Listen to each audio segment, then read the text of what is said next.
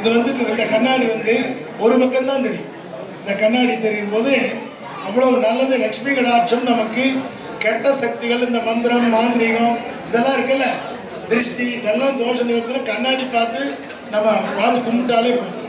ஒவ்வொரு இல்லங்களினுடைய புதுமலை பூ விழாவிலாம் நம்ம நகரத்தார் இவங்கெல்லாம் பார்த்தீங்கன்னா கண்ணாடி வாங்குவாங்க. மெயினாக நம்மளாம் தான் பழக்கம் இல்லை, கண்ணாடி வச்சு பூஜை பண்ணுவோம். கண்ணாடி தான் லட்சுமி ஸ்வரூபம்.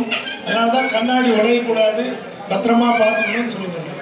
கண்ணாடியில் முடிஞ்சால் அந்த கோயில் தெரிகிற மாதிரி, இப்போ அங்கே எப்படி தெரியுதில்லை அந்த மாதிரி கோவில் கருவறை தெரிய வேண்டும். அந்த மாதிரி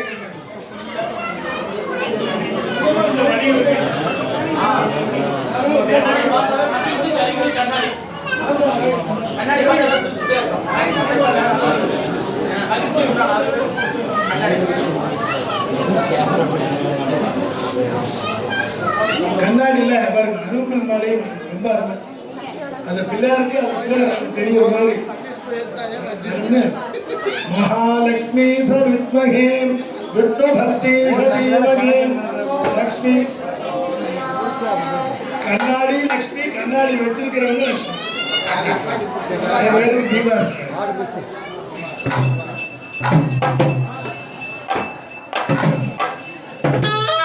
மகாலட்சுமி சவித்மகே தீமகே தன்னோ லக்ஷ்மி பிரச்சோதயாத்.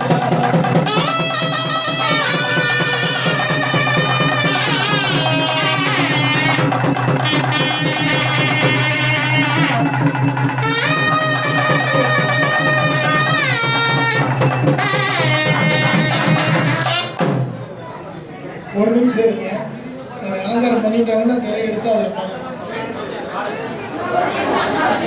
தலைக்கணும். உங்களெல்லாம் தலைக்கணும். கண்ணே